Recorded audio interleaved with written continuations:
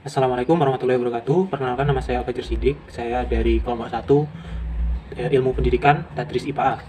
Nah, pada kesempatan kali ini saya akan menjelaskan tentang sejarah perkembangan pendidikan di Indonesia.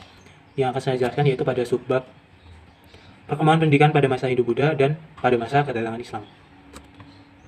Yang pertama yaitu perkembangan pendidikan pada masa Hindu Buddha.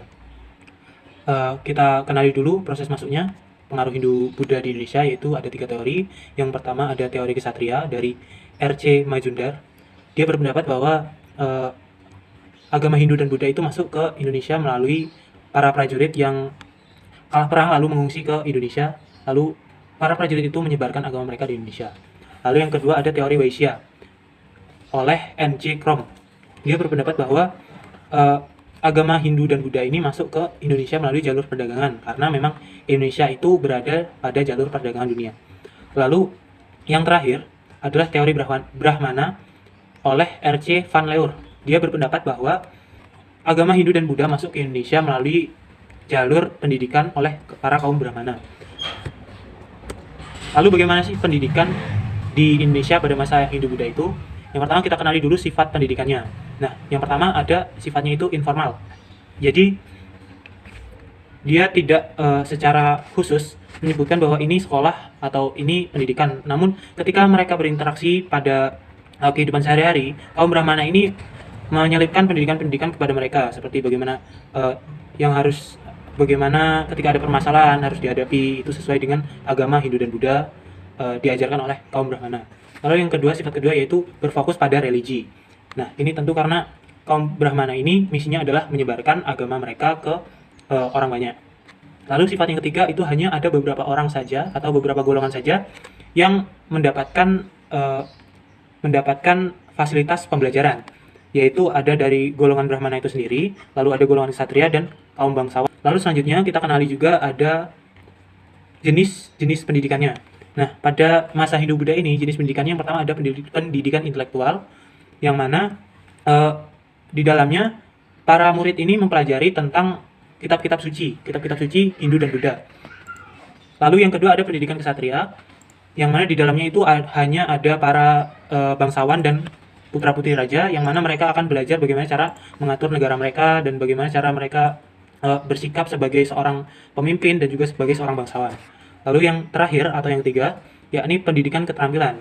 Nah, pada pendidikan ini jika kedua pendidikan sebelumnya itu telah berjalan dengan baik, maka akan diadakan pendidikan keterampilan ini untuk menambah skill mereka, untuk mengasah skill mereka menjadi lebih baik lagi. Lalu yang selanjutnya ada lembaga pendidikannya. Nah, yang pertama ada pendopo. Di sini adalah pendopo ini adalah tempat berkumpul untuk para guru dan murid, dan mereka menjalankan proses belajar mengajar di sana. Pendopo ini juga dikatakan percatrik karena memang percatrik ini seperti pesantren, karena memang proses belajar mengajar mereka seperti di pesantren. Lalu yang kedua ada lembaganya yaitu pura. Di pura ini hanya ada para kaum bangsawan dan putra-putri raja. Di sana mereka belajar bagaimana cara bersikap, bagaimana cara untuk bagaimana tata krama untuk menjadi seorang bangsawan dan bagaimana cara hidup sebagai seorang bangsawan. Lalu yang ketiga yaitu ada pertapaan. Pertapaan ini adalah tempat untuk bertapa atau bersemedi. Jadi di sana para murid itu bersemedi untuk mempelajari tentang ilmu kebatinan dan memahami tentang roh-roh gaib dan sebagainya, seperti itu. Lalu yang selanjutnya ada karya intelektual. Jadi pada masa Hindu Buddha ini juga ada para pengarang buku. Contohnya ada yang tertera di sini, ada yang pertama Arjuna Wiwaha karya Empu Kanwa, ada Baratayuda karya Empu Sedah, Hariwangsa karya Empu Panuluh, Gatot Kaca Seraya karya Empu Panuluh juga, ada Samaradahana karya Empu Darmaja, ada Negara Kertagama karya Empu Prapanca, lalu ada Arjuna Wijaya karya Empu Tantular, lalu ada Sota Soma karya Empu Tantular juga, lalu juga ada Pararaton. Nah, itu beberapa karya-karya intelektual pada masa Hindu Buddha. Lalu yang selanjutnya kita masuk ke perkembangan pendidikan pada masa kedatangan Islam. Nah, kita pelajari dulu bagaimana sih Islam itu masuk ke Indonesia. Nah, Islam sebagai sebuah pemerintahan itu hadir sekitar abad ke-11. Namun Islam itu sebenarnya sudah masuk ke Indonesia pada abad ke-7 Masehi. Nah, Saat itu, sudah ada jalur pelayaran yang ramai dan sifatnya itu global atau internasional melalui Selat Malaka yang menghubungkan antara dinasti Tang di Cina, Sriwijaya di Asia, Asia Tenggara maksudnya, lalu ada Bani Umayyah di Asia Barat sejak abad ke-7. Lalu menjelang akhir perempatan ketiga abad ke-7 ini, ada seorang pedagang Arab, dia itu dipilih menjadi pemimpin pemukiman Arab Muslim di pesisir pantai Sumatera. Nah, pada saat itu Islam memberikan pengaruh kepada politik di sana. Dan pengaruh ini berimbas juga kepada Raja Sriwijaya Jambi. Nah, sampai-sampai Raja Sriwijaya Jambi ini mengirimkan surat kepada Khalifah Bani Umayyah pada saat itu. Isi suratnya itu seperti ini. Dari raja di raja yang adalah keturunan 1000 raja, yang istrinya juga cucu 1000 raja, yang dalam kandang binatangnya terdapat 1000 gajah, dan yang di wilayahnya terdapat 2 sungai yang mengairi pohon gaharu. Nah, bumbu-bumbu wangian, pala, kapur barus, dan kapur barus yang semerbak wanginya hingga jaraknya 12 mil. Kepada Raja Arab yang tidak menyekutukan Tuhan-Tuhan lain dengan Allah, saya telah mengirimkan kepada Anda hadiah yang sebenarnya merupakan hadiah yang tidak begitu banyak, tetapi sekedar hanya tanda persahabatan. Saya ingin Anda mengirimkan kepada saya seorang yang dapat mengajarkan kepada saya tentang Islam, mengajarkan Islam kepada saya maksudnya, lalu menjelaskan kepada saya tentang hukum-hukumnya. Nah, setelah itu, 2 tahun kemudian, Raja Sriwijaya Jambi ini yang tadinya seorang Hindu, dia akhirnya memeluk Islam. Lalu bagaimana sih perkembangan pendidikan pada masa kedatangan Islam? Kita kenali dulu jenis pendidikannya. Nah, pendidikan pada saat itu jenisnya yaitu pesantren dan dibagi menjadi 4 tingkatan. Tingkatan pertama yaitu tingkatan pengajian Al-Quran. Nah, pada tingkatan ini, para santri itu belajar tentang huruf hijaiyah, bagaimana cara membaca Al-Quran dan bagaimana doa-doa dan dasar-dasar lainnya.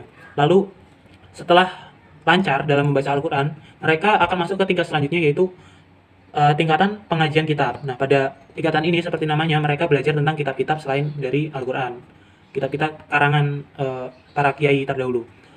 Lalu setelah dianggap mahir, mereka masuk ke tingkat selanjutnya yaitu tingkat pesantren besar. Nah, pada tingkatan ini mereka belajar tentang kitab-kitab yang sifatnya lebih berat dari kitab-kitab lainnya. Lalu setelah itu ada tingkatan tahasus.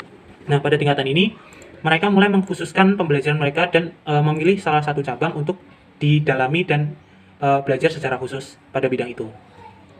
Selanjutnya ada lembaga pendidikan. Nah, lembaga pendidikannya ini yang pertama ada masjid. Di sana para santri itu belajar tentang pelajaran Islam, tentang dasar-dasar Islam dan sebagainya. Lalu yang kedua juga ada pesantren, fungsinya juga sama yaitu tempat belajar. Namun bedanya masjid juga digunakan sebagai tempat beribadah, sedangkan pesantren dikhususkan untuk belajar dan mendalami ilmu-ilmu keislaman. Seperti itu. Baik, sekian dari saya. Terima kasih. Wassalamualaikum warahmatullahi wabarakatuh. Assalamualaikum warahmatullahi wabarakatuh. Nama saya Aulia Hajanur Rahmasa dari Latif IPA. Pada kesempatan kali ini saya akan menjelaskan mengenai perkembangan pendidikan di Indonesia pada masa penjajahan Jepang dan juga pada masa penjajahan Belanda. Yang pertama yaitu pada masa penjajahan Jepang. Pada masa penjajahan Jepang ini yang melatar belakangi yaitu karena Jepang ini memenangkan Perang Asia Timur Raya dan Jepang menaruh perhatian besar kepada para golongan muda nasionalis serta nasionalis Islam. Hal ini dikarenakan Jepang beranggapan dengan ini Jepang dapat memenangkan Perang Asia Timur Raya atas bantuan para golongan nasionalis. Untuk memperlancar hal tersebut, Jepang mengeluarkan sebuah propaganda 3A, di mana isi propaganda tersebut yaitu Jepang Jaya Asia, Jepang Pemimpin Asia, dan Jepang Pelindung Asia. Kemudian untuk sistem pendidikan yang diadakan pada masa Jepang yaitu menghapus sistem dualisme, di mana pada masa ini semua berhak mendapatkan pendidikan tanpa terkecuali. Kemudian mengganti proses pembelajaran dengan kaitan yang tidak berkaitan dengan pendidikan. Jepang melatih siswa agar memiliki semangat perang. 2 poin ini dikarenakan tujuan utama Jepang kan adalah untuk memenangkan Perang Asia Timur Raya. Maka kegiatan pendidikan pada masa Jepang tidak sesungguhnya merupakan kegiatan pendidikan, melainkan kegiatan seperti menanam jarak untuk bahan bakar perang, terus kemudian melatih semangat perang seperti itu. Kemudian pendidikan pada masa Jepang mengalami kemunduran. Hal ini dikarenakan sebagai pengatur pendidikan pada masa itu, Jepang tidak lagi memfokuskan pada pendidikan yang sesungguhnya, melainkan pada tujuan perang, sehingga pendidikan yang sesungguhnya mengalami kemunduran. Tetap menggunakan bahasa Indonesia sebagai bahasa resmi. Untuk pendidikan Islam, Jepang memiliki beberapa kebijakan, yaitu Jepang selalu memberikan kunjungan dan juga bantuan kepada pondok-pondok pesantren, memberikan pendidikan budi pekerti pada sekolah-sekolah, dan juga didirikannya Sekolah Tinggi Islam di Jakarta yang dipimpin oleh Kiai Haji Wahid Hasyim, K. Muzakir, dan juga Bung Hatta atas persetujuan Jepang. Namun hal ini hanya pada awalnya saja, karena pada akhirnya Jepang menyuruh umat Islam yang ada di Indonesia untuk melakukan kegiatan seperti sikere, yaitu menyembah kepada matahari, menyembah kepada Kaisar Jepang yang dianggap sebagai titisan Dewa Matahari. Hal ini tentu saja mendapatkan perlawanan dari pihak pemimpin agama Islam, sehingga pada masa itu kemudian pendidikan Islam mengalami kemunduran, kecuali untuk pendidikan pesantren dan juga madrasah yang berada di pelosok desa tidak mendapatkan pengaruh dari Jepang karena lokasinya yang sangat terpencil sehingga Jepang tidak menjangkau mereka. Kemudian jenis-jenis sekolah pada masa Jepang yaitu yang pertama adalah sekolah rakyat. Sekolah ini terbuka untuk umum dan semua kalangan penduduk. Sekolah ini terdapat di semua kota dan juga desa. Jadi semua kalangan boleh sekolah di sekolah rakyat. Kemudian ada sekolah menengah pertama yaitu lanjutan dari sekolah rakyat dan dilaksanakan selama 3 tahun. Berikutnya ada sekolah menengah tinggi yaitu lanjutan dari sekolah menengah pertama. Sekolah ini disiapkan untuk para pelajar yang ingin melanjutkan ke sekolah tinggi.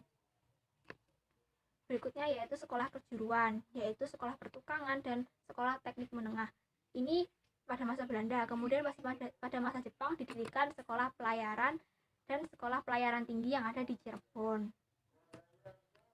Kemudian adalah sekolah guru.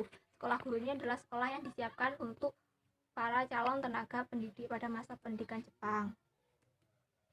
Kemudian adalah perguruan tinggi. Perguruan tinggi yaitu terdapat beberapa sekolah, yaitu Sekolah Kedokteran Tinggi yang dibuka di Jakarta pada tahun 1943, Sekolah Ahli Obat di Jakarta, Sekolah Kedokteran Gigi, Sekolah Teknik Tinggi, Sekolah Tinggi Kedokteran Hewan, dan Akademi Pemerintahan yang didirikan di Jakarta.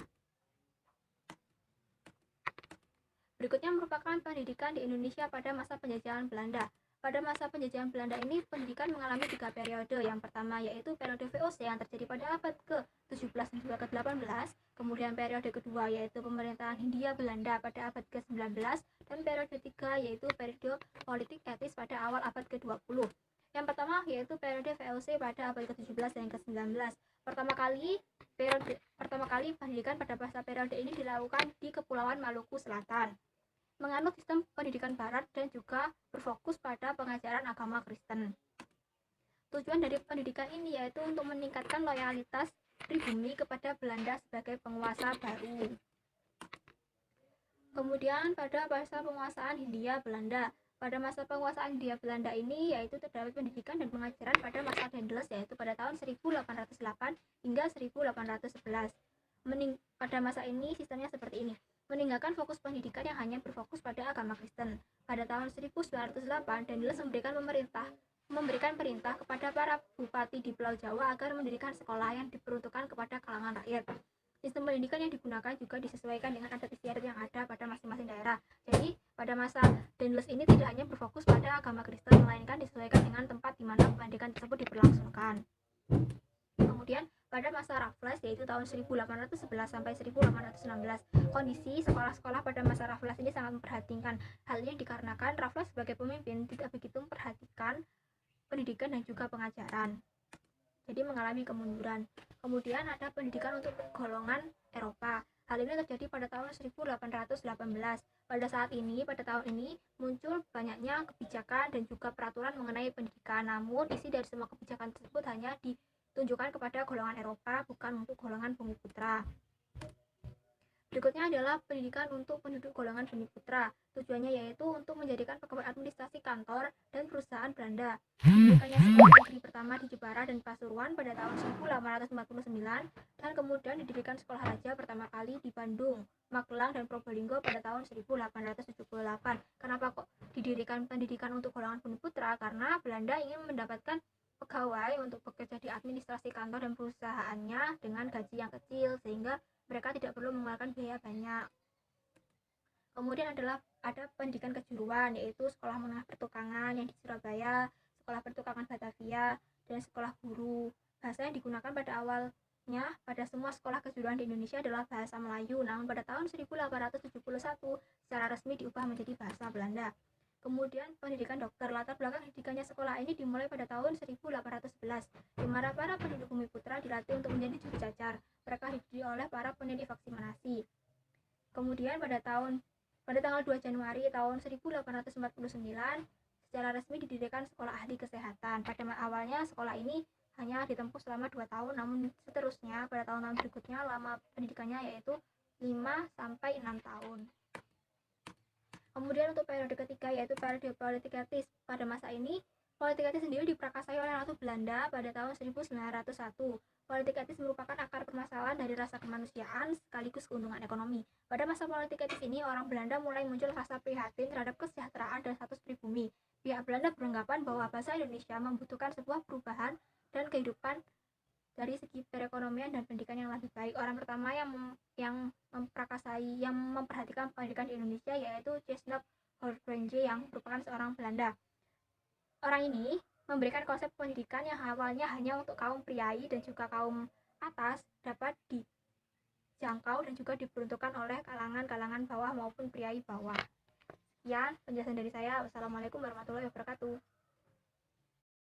Warahmatullahi wabarakatuh. Perkenalkan, nama saya Febriana Saputri dari kelompok 1.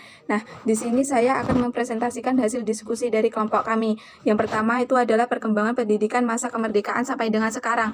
Nah, perkembangan pemerintahan bangsa Indonesia dimulai sejak diproklamasikan pada tanggal 17 Agustus 1945. Nah, sebagai negara yang independen, maka bangsa Indonesia pun perlu menyusun sistem kehidupan berbangsa dan bernegara yang berlandaskan Pancasila dan Undang-Undang Dasar 45. Nah, setelah proklamasi kemerdekaan, Indonesia melakukan banyak perubahan, salah satunya pada bidang pemerintahan dan bidang pendidikan. Nah, dalam bidang pendidikan pun Indonesia mengalami perubahan, yaitu terutama pada landasan filosofi pendidikan, tujuan pendidikan, sistem pendidikan, dan kesempatan belajar yang diberikan kepada rakyat Indonesia.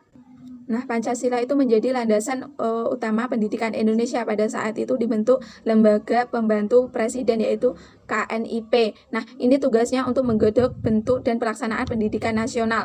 Pokok pengajaran baru di Indonesia sebagai realisasi usaha pembaharuan pendidikan dan pengajaran hasil kerja KNIP tersebut. Maka semuanya dalam bidang pendidikan periode 45 sampai 66 semuanya telah diatur di dalam Undang-Undang Dasar yang berdasarkan Pancasila.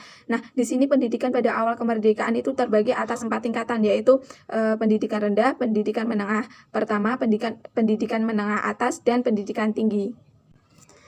Masa demokrasi liberal pada tahun 1950 terjadi pengalihan masalah pendidikan dari pemerintahan Belanda kepada pemerintahan RIS. Nah, di sini menekankan konsep sistem pendidikan spesialis karena menurut Menteri Pendidikan pada saat itu bangsa Indonesia itu sangat tertinggal dalam pengetahuan teknik.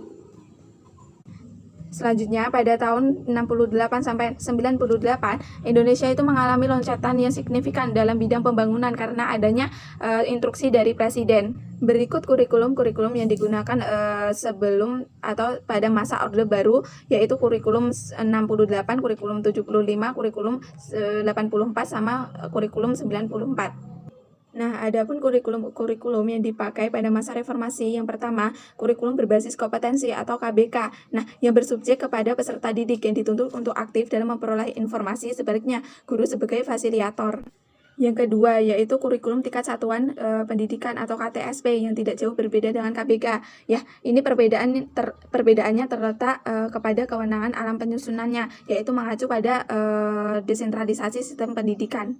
Nah, pada kurikulum 2003 mengarahkan peserta didik untuk menjadi manusia yang berkualitas, yang mampu dan proaktif dalam menjawab tantangan zaman yang selalu berubah-ubah.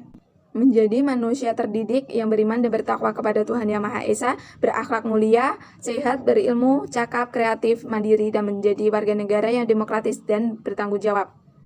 Nah, dalam kurikulum ini menekankan tentang pemahaman tentang apa yang dialami peserta didik akan menjadi hasil belajar pada dirinya. Dua, yaitu perubahan kurikulum dari masa ke masa.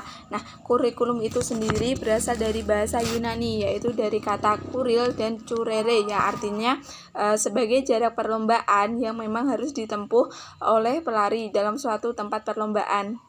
Nah, dari berbagai pengertian kurikulum dapat diartikan secara luas, merupakan kumpulan mata pelajaran yang harus diselesaikan oleh seorang peserta didik atau siswa, dan juga rencana pembelajaran belajar yang dibuat oleh guru dan beberapa pembelajaran yang dilakukan oleh siswa.